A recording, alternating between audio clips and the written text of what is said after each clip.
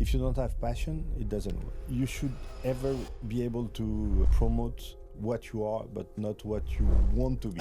For suppliers, what's your recommendation for them when they approach a trade show? Here, 5 minutes from my prospect, who is he, what he's looking for on my destination, 5 minutes telling what we are, and 5 minutes to check if we have business. In these 20 years of business, we had an experience I think I will remember until my last days.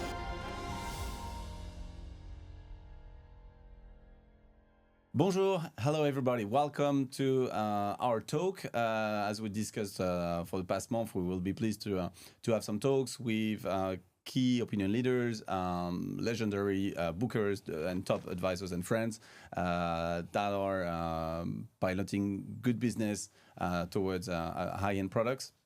So today we are in Paris, and we have the pleasure to be with Yves Abitbol, who is the founder and CEO of my agency. And merci, thank you, Yves, for being here. It's a first for us. It's an honor to be a part of this new adventure of La Crème de la Crème. So thank you. Delighted to have you here, and from the very beginning of my young career, you've been here. So voilà, it's a pleasure and a privilege to work with people like you. So I'm very impatient to see the result of all this energy and the work you are doing now. Yes. We have a good team that is working on that and to make this show a special one. So. As a start, please, Yves, do you mind to introduce yourself and of course your business, if I may? Yes, so I'm Yves Abitbol. I found my concierge in 2004, so more than 20 years now. My idea was to serve the opinion leader, decision makers with very tailor-made services, because I was a CEO of a big company, and I didn't find anyone that would be able to manage my personal matters with efficiency, complicity, reactivity. So I set up my concierge, and then with the time, I decided to set up my driver, because I didn't find a player with electric car in 2015, 2014. The problem was to find the cars, because only Tesla was on the market. So we started my driver with Tesla cars, and now everyone is doing electric car, like Mercedes, like BMW. All the big players move to electric mobility. And then after the 2016 terrorist attack in France, I decided to set up a DMC, because I was very upset by the way that all the world media treated France like a war zone. So I decided to invest time, money, and resources to promote our fantastic country. I remember when you launched it. It was a special moment where Paris was down, and Paris was down, and France was down. I was in the US, and I saw all the media, CNN, Fox News, saying that we are war zone, no-go zone, and I said, okay, now we have to give back to the country what he gave me. So we decided to invest a lot to create my DMC. We have also my events, so to manage events, and my property for real estate, for the needs in real estate of our members. So now, with all this brand, I decided in 2021, I believe, to set up my agency, the umbrella company for all these vertical brands. So my concierge is more B2B. We have now an activity with... my concierge is more B2C. So, and we have a B2B activity with my corporate. So we are the concierge of big brands, of jewels, of fashion, of design, interior design, and we provide to their customer the white label concierge service. Excellent. That's been a beautiful journey. Congratulations. We cannot imagine the work that you had behind that. Recently, you announced some new projects that are happening for you for the market, which really has an impact on the francophone market as well, because of course you have a good size, and also you announced a partnership with another friend and partner. Can you give us some insight out on of those projects? Yeah, the project become true when we realize Thierry Spielmans for World Concierge and I that we have the same DNA. We are fighting on the market with a huge company in US, in UK, and they have the critical size to be very competitive even in France. So we decide with Thierry to make a strategic partnership to start to work together and to see how we can improve our skills and try to make 1 + 1 again will be 3. So how we do that? Okay. We have the chance in my agency to have a very relevant technology to manage the whole business. So World Concierge and Thierry trust us to provide them this technology. So we are sharing the same tools for the first step. Okay. That means we provide to their customers the app we have, to their staff all the software we have, and also what we are sharing and we announced on March 12th is we opening our tool to hotelier, restaurant, theater, everyone. If they want to upload any offers, contents, whatever, to be known by all our staff, it's easy for them. So we open the platform to them. And after that, we decide also to create a new activity for us, for World Concierge and I, and my concierge.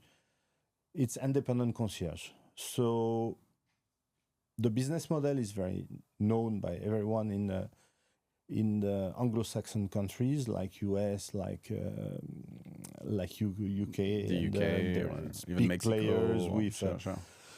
thousands of ICs everywhere. But for some legal constraint in France, it's not easy to set up. We have the chance with Thierry that we are concierge services. So the IC, what means independent contractor in travel industry, will become independent concierge. So because we are concierge, we are not under the legal things of the travel industry in France. So we are able to make it. Excellent. So this is the first point. The second point, we are sure that in France we have many people who have their own activity, and but for some reason, for some skills, some experience they have, they are the advisor of a small community of people. It's a friendly system for them. Assist. You are a banker and your big customer asking for booking an hotel in Monaco. You are not going to say no. So they are going to say yes. They are going to spend resources. They are going to spend time. And at the end of the day, they will not create value for themselves. So the model we are proposing is, okay, you have this small community of people. They are asking you so many times, so many things, and you cannot say no because they are, for some reason, very important to you. So what we propose is to set up a model where every time you will say yes, you would create value for you and for them, because for sure the relationship we have with hotelier, restaurant, theater, and whatever, the proposal you are going to do will be much better than what you will do yourself. On your own, exactly. Without the network you have. Saving time, take leverage of our back office resources, take leverage of our technology, take leverage on our contract and everything. Sure. Well, super interesting, and yeah, we cannot imagine that the tools would be very helpful for independent concierge, as we have to call them now. So no, very interesting. Thank you for sharing those. My pleasure. Those great news for our market to us. If we focus on the DNA of our business, our clients, our guests that we pamper in hotels, in DMCs, or through tourism board or airlines, it's a complicated one, but anyhow, how would you describe in general the French-speaking traveler that is with you? What are the some elements that you can share about the traveler itself? Of course, there are some different type of clientele, but if there is some common elements that you'd like to share. First, I'm relevant only on luxury market because honestly, in this business, I don't know how to create value for something else than the luxury market. I have the feeling that for the moment, and it will change for the next in the next 5 years, when you are on the mass market, you want to do it yourself and in 2 clicks. And more you go on the luxury, more you want to talk to someone. So the first thing for the moment with the generation we address, like 30 to 60, 70 years old, they want to talk to someone. So that's why we are creating a lot of value at the moment. It will change for sure because the next generation, my daughter 15s, she grows up with AI, she grows up with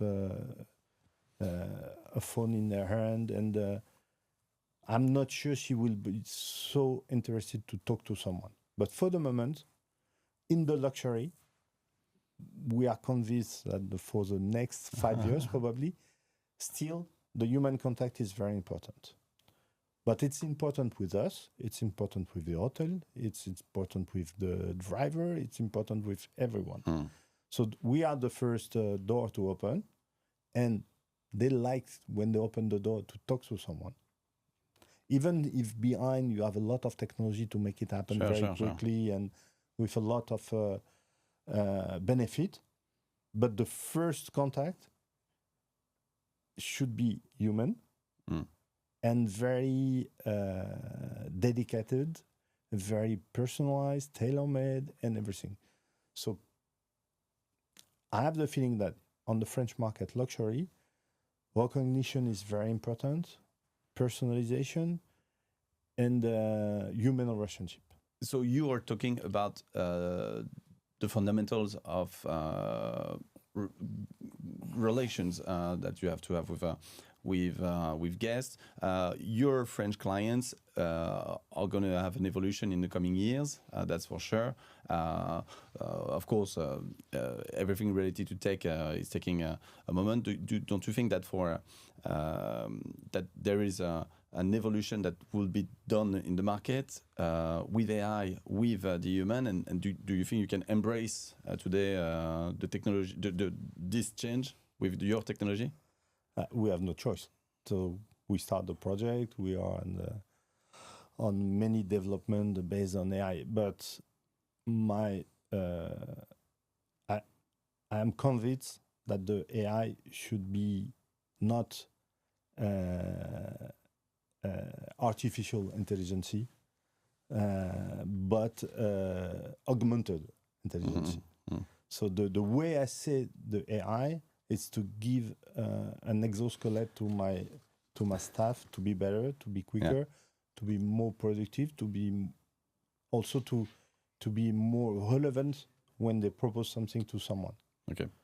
For the moment, when a member of my concierge asks for an hotel in New York, the answer or the recommendation from the concierge will be based on his feeling, based on the knowledge of the customer. Sure.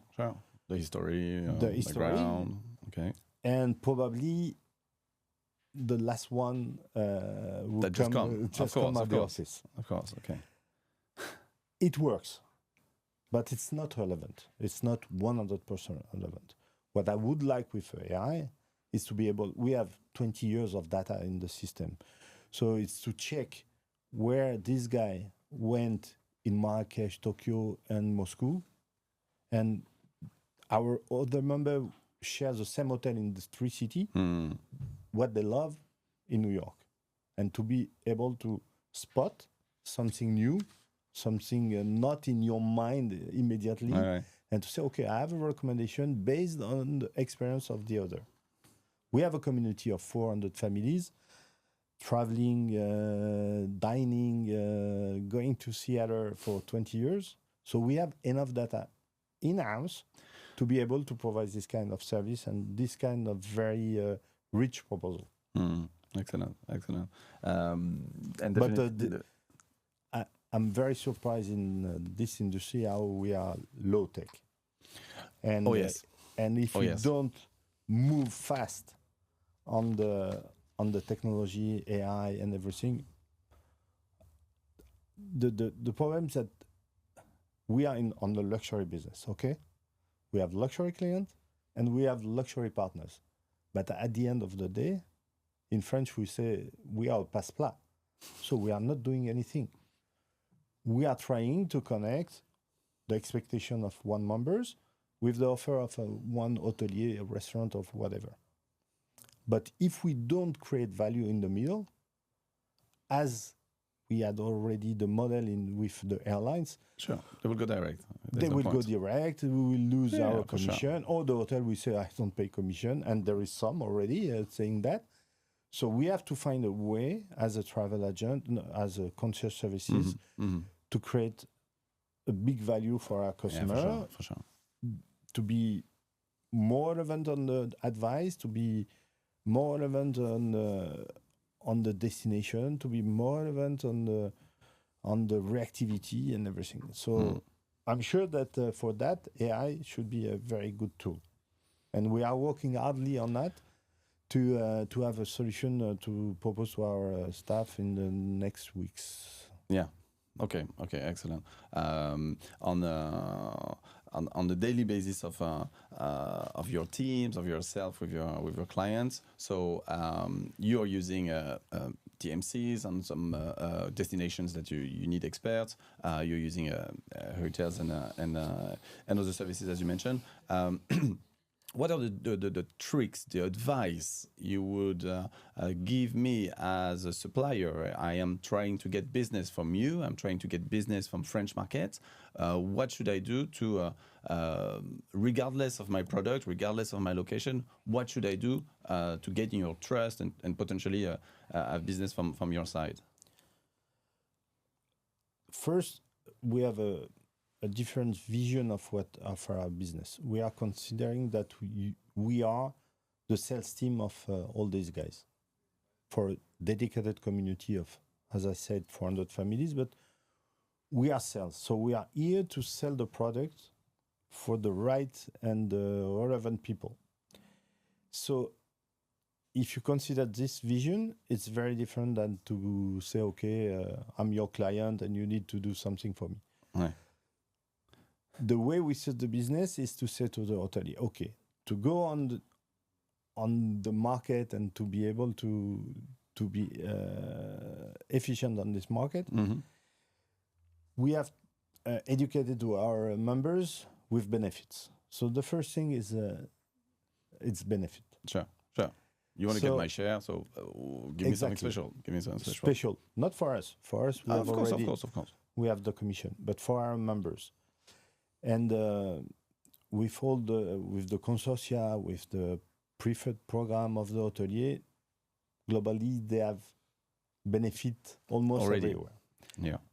The question is for the independent hotel, and for the independent hotel, if they are not in the consortium or in a preferred program, that means even if we love them because they are providing a boutique experience, very tailor-made. At the end of the day, if we do the comparison with two other hotels, the other hotel will have benefit and they will not. So it will create a a competition for them, a bad competition for them, and it will be hard to install them on our market, these 400 families. So, but, and also the benefit has to be real, true, something we can truly measure. Truly measure. Sure. So, if it's a new on the market, I will tell them don't provide amenities available on upon availability. This is a bad message because I could be generous. You're playing on the luxury trade. It's not question of generosity. It's question of efficiency. When I say to someone, you will have the early check-in or the late check-out upon availability, they forget the two last words. They keep in mind early check-in, late check-out. You said to me, and at the end of the day, they don't have it, and you create, when they arrive, already a bad feeling about the hotel. There's a gap between the promise you mentioned to your guests. And, so for me, it's better to say, okay, there is no upgrade. There is no... Sure. And you'll be happy to receive an email saying, hey, I've been upgraded, your client is happy. Exactly. Yeah. So, and for small hotel, it's hard to make this kind of commitment because there are 40 rooms. It's very complex for them to do early check-in and check-out. For me, it would be better to share an experience in the hotel as a benefit. I don't know. Have 15 minutes talking with the sommelier, go with the chef at the market to buy some special product. This kind of things is much more valuable. For one big reason, we are in luxury. And even if we are in the lifestyle luxury, I think our mission is to create emotion. And you will get much more emotion with a chef going to the truffle provider to choose the truffle, discuss with the guy, how is the season and everything, than early check-in for someone who could pay for the early check-in. Absolutely. That you could charge as a supplier. And exactly. Yeah, definitely. Exactly. Yeah, there's always a gap between the promise that a supplier will kindly try to give to an advisor and then to the client, and what he gets at the end. And as you say, and I truly believe that, of course, depending on the capacity of the hotel or the size, or it's not always easy to guarantee. But I totally agree. If it's better to remove that part, just be generous. If you have a room that you can upgrade, just upgrade. And make sure you inform the advisor, hey, I've been upgraded your client. You see how good hotelier I am to you. Please keep that in mind for your next bookings and so on. So, but the hotel develop many experience in-house experience. They should promote this one. They should be generous on this one because at the end of the day, it will be the footprint in the memory of the traveler. Absolutely. Thank you for sharing those really impactful decisions that can take suppliers, and I trust that they are efficient in doing business. We would like to see not the negative, but some elements that have been done on the market that people have been trying to approach you and it didn't work. We want to know if there are common failures that we see when somebody comes and try to approach you. Is there something? Okay, of course, we are here to do business in the luxury trade, so the commission is a basic. We're here to know more about your feeling about amenities, but if there are other elements that you think that are really mistakes that suppliers could be doing while approaching you? No, the only mistake, because it's an industry of passion. So everyone is very passionate by what he's doing, because if you don't have passion in this industry, you are not. You cannot work because you are working night and day. You are working on the weekend. You are working when everyone is in holiday. So if you don't have passion, it doesn't work. But sometimes passion creates over promises. And this is what you should ever be able to promote what you are, but not what you want to be. So this is the only small effect of a presentation we had. When you oversell your product, it will yourself or your product. It will create different expectations that what you will be able to deliver provide. at the end. Exactly. For sure. Exactly. For sure, it's always a lesson on how to be humble, but still be frank on what you can do. Exactly. For sure, you have a fabulous product, but it's always a fine line. Also, I talk about the sales side, the supplier side, to be enthusiastic about my product. And to be honest as what I can do, and maybe there are stuff that I cannot do. Exactly. It's the fine line. It's probably also where you in that line you build a relation, because I will tell you, do this with my hotel, don't do that with my hotel, and I think it's it gives help. And also, I think the big mistake of could be done is luxury is not only a question of money and money can buy. It's all, for me, it's first experience you can provide. So, I don't know, a small hotel in Belize on the beach with a small room in wood, with two hammock in front of the... You make me dream. I'm living. No, but it's luxury. It's luxury because it's hard to be there. It's hard to reach. And when you are there, it's a barefoot luxury. And I'm strongly believe that our members now are looking for that. So, for example, I was in Six Senses Lamu. Honestly, the budget to make the room it's a joke. It's only wood. There is no designer. There is nothing. But at the end of the day, you feel it it's great. You feel great because you are focused on the sea. You are focused on the 50 Shades of Blue. You are focused on the service. You are focused on everything, but not on the room. It's comfortable. Yeah.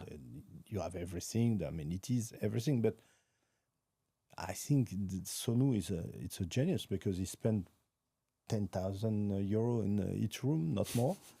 But you are in luxury, and this exercise is very difficult to reach. Yeah. But at the end of the day, you will remember the service. You don't care about the room. You are okay. You sleep well. The mattress is good. It's everything. important. The basics, it's important. Fundamentals. It's fundamental, but there is no design furniture. There is nothing. And at the end of the day, it's one of the best experiences you can have because the service is there, because you walk in the alley and you find the ice cream booth and you can have your ice cream and everyone is for you. Nobody's wearing shoes, so there is no competition on the way you are dressed. How chic I am. Okay. And it's amazing. So luxury is not only a question of money. It's also, for me, first, it's a question of experience. You are going to share. The mind biologists will talk about this remanta or this total of this piece of coral. They just start to rebuild and everything. And once again, it creates memories in your mind and change your footprint and you are going to share as I'm doing now. Yeah, so this is the success of our industry. If you create enough emotion to people and they will share to someone else, this is a victory, and you are sure that you did a great job for your guests. I believe so.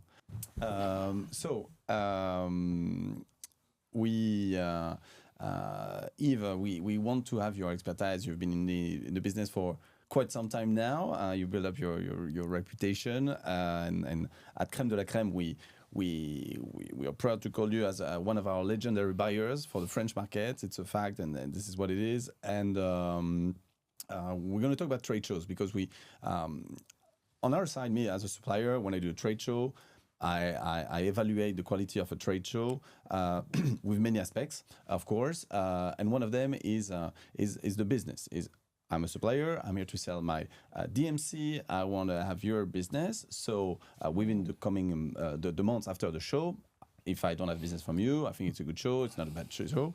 Just wanted to have your feedback for suppliers. What's your recommendation for them when they approach a trade show?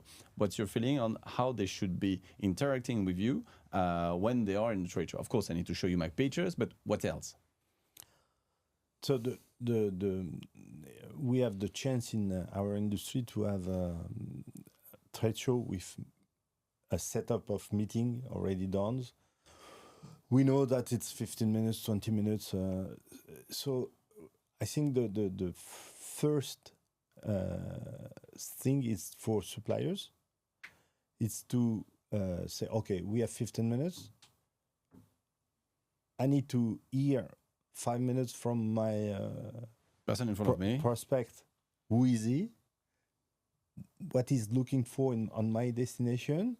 5 minutes telling what we are, but not necessarily with a picture, not so necessarily, but more deeply in the DNA of the company, the DNA of the hotel, the DNA of whatever service you are going to provide, and 5 minutes to check if we have business. And for me, it's the more efficient way to get to get results with this meeting, because they are very short. You are doing a lot.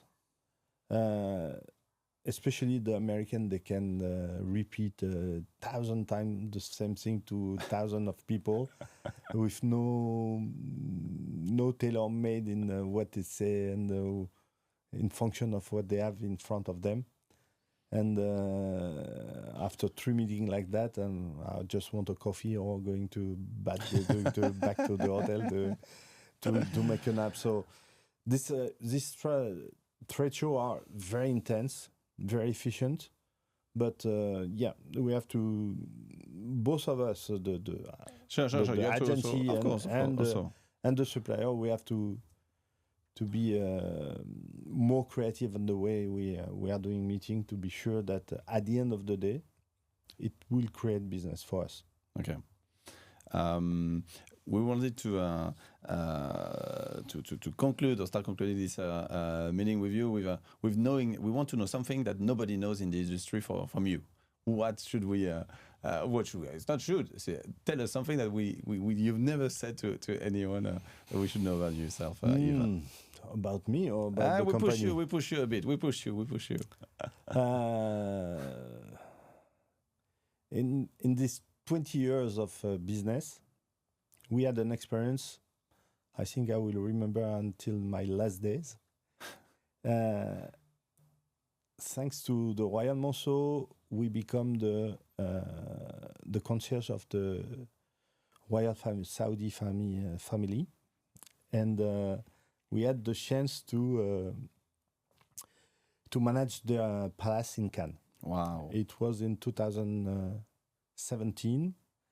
The former king, the King Fahd, was upset about France, and he didn't use his palace since 1981. And the new king said, "Okay, I'm going to try France," and he decided to come and to try the palace of the Roi Fahd in Cannes. And because they were not there for the last 40 years, they do not have operation, and they asked for Royal Monceau, and Royal Monceau said, "I will not do that, but ask to my concierge." And in 15 days, we become the manager of the palace, and our mission was clear: transform the palace in hotel. But clear, but not easy. The palace is 5 kilometers long, 6,000 square meters, 40 rooms and everything on the sea. And I start to understand that I will need 100 people to manage all these things, the cleaning, the everything. So we set up the team, the works are going on, and we were 4 or 5 days before the arrival of the family. And with the general of the king, I decided to make a quick total inspection of the site. Sure.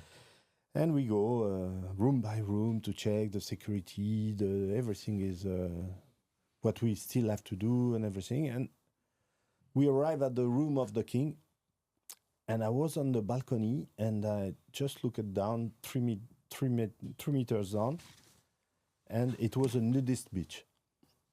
Interesting. So I called the general. I said, "Okay, general, we have an issue." He said, "What?" Come to look at what we have downstairs. And it was a public beach with an access under the road. palace. Okay. Under the palace. Under the road. Wow. Under the palace. And it's a big rock. And you have always 5 to 10 people swimming naked. And the general was like, what the fuck? How we could do that? I said, okay, we have all the workers here. We are going to close the...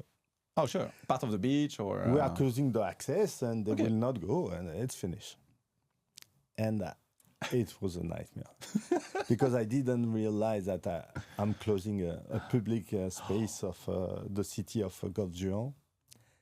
And it was a mess, and I had called from the prefecture, I had called from the mayor, I had called to the...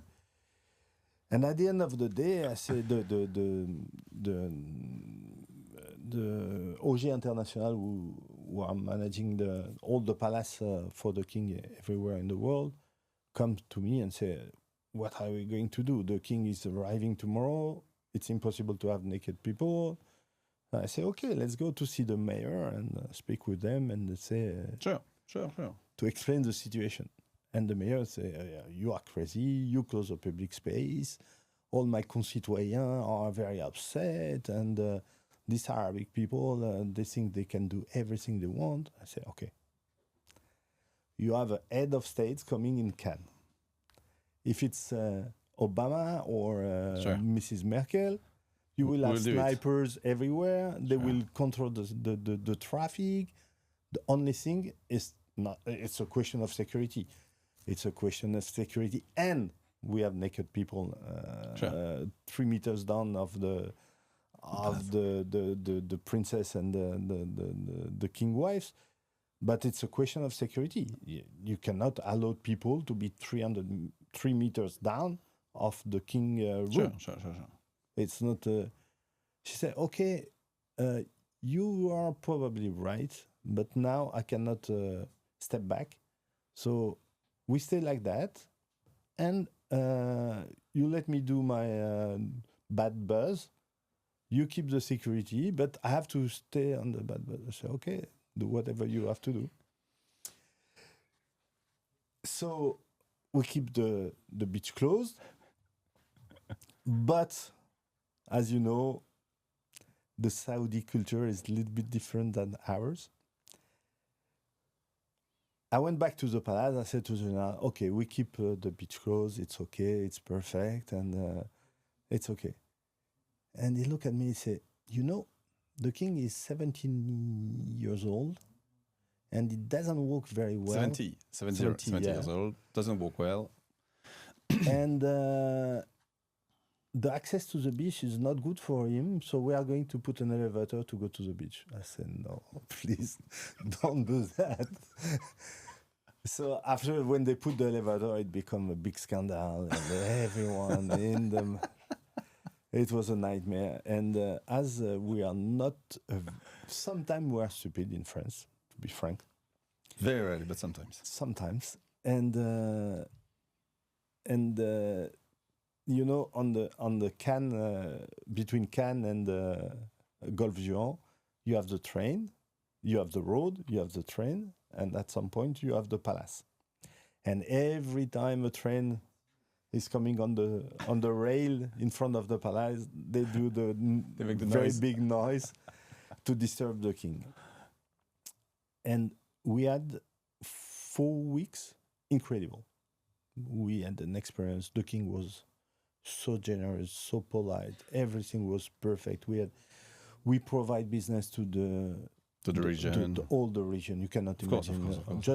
Just on us, we were spending 200K per week in flowers, in cheese, in meat, in ice creams, in cleaning, in whatever. And when the king is there, you have 400 people of his own entourage who came in Cannes using the 5-star, 400 drivers. So the economy for the region was amazing. But as we are a little bit stupid sometimes and we don't see the good side of the bad things, the king decided not to come back in France and do not buy the palace from the Fad family. He called his friend the Roi du Maroc, and he set up a fantastic palace in Tangier. And that's why now in Tangier... I know very well what it is. Remontable Mirage. Exactly. Okay. And that's why now in Tangier was a little bit forgotten city for the travel industry. And because he has the palace, you need to elevate the infrastructure of hotelier, because when he came, he come with the entourage. So now you have a Fairmont, you have La Fiermontina, you have the very nice Villa Mabrouka, the former house of Yves Saint Laurent. You have many initiatives in the city, and the city take what is good from the residency of the king. Well. Okay. And they gave him 4 kilometers beach. It's a huge one. It's a huge one, and it's easier. There is no train. There is no stupid French people, and it's working. Well, there are a few French, but they are maybe running on the beach. Exactly. Yves, thank you for sharing this one. It's a very good one to conclude our first talk. Thanks for your trust. We can't wait to have you at Crème de la Crème in October. It will be a pleasure. Thanks everyone for looking at this talk, and we will be very soon in Monaco, in Switzerland and Belgium to do the same. Thank you very much, and see you soon in October at Crème de la Crème.